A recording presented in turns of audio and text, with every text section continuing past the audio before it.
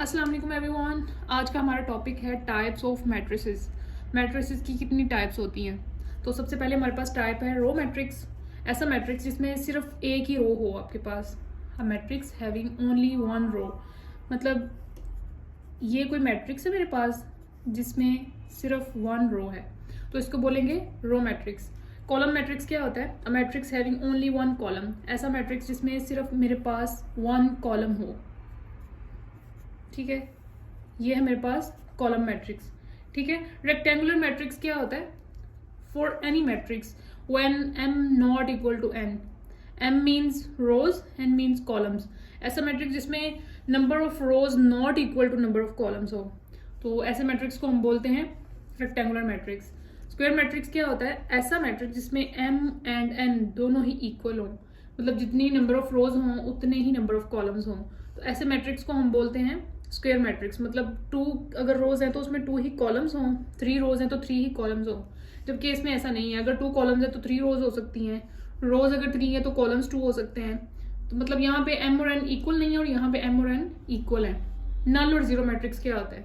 ऐसा मैट्रिक्स जिसमें all entries जो होती हैं वो सारी की सारी जीरो के इक्वल होती हैं, उसको बोलते हैं नल मैट्रिक्स। अगर मैं 2x2 का बताऊँ आपको, तो ये है मेरे पास नल मैट्रिक्स 2x2 का।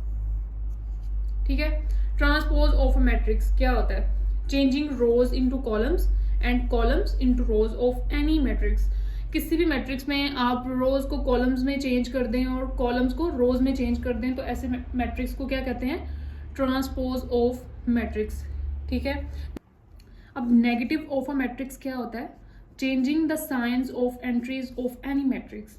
किसी भी मैट्रिक्स में जितनी भी एंट्रीज हैं उनके साइंस अगर आप चेंज कर दें, मतलब जो पॉजिटिव वाले हैं उनको नेगेटिव कर दें और जो नेगेटिव वाले हैं उनको पॉजिटिव कर दें, साइन चेंज कर दें उनके, तो वो होता है नेगेटिव ऑफ अ मैट्रिक्स। ठीक है, अब symmetric matrix. A square matrix is called symmetric if its transpose will be equal to it. मतलब कोई मैट्रिक्स हमारे पास ए है, अगर हम उसका ट्रांसपोज लेते हैं तो वो ए के ही इक्वल आए, तो ये हमारे पास क्या होता है? सिमेट्रिक। ठीक है, अब स्क्यू सिमेट्रिक क्या होता है? A square matrix is called skew symmetric if its transpose will be equal to negative of it. मतलब कोई मैट्रिक्स मेरे पास ए है, उसका मैंने ट्रांसपोज लिया है, तो वो नेगेटिव ऑफ ए के इक्वल आए। ठीक है, तो ये मेरे पास है स्क्यू सिमेट्रिक की डेफिनेशन। डायगोनल मैट्रिक्स क्या होता है? At least one of diagonal entries will be non zero and non diagonal entries are zero.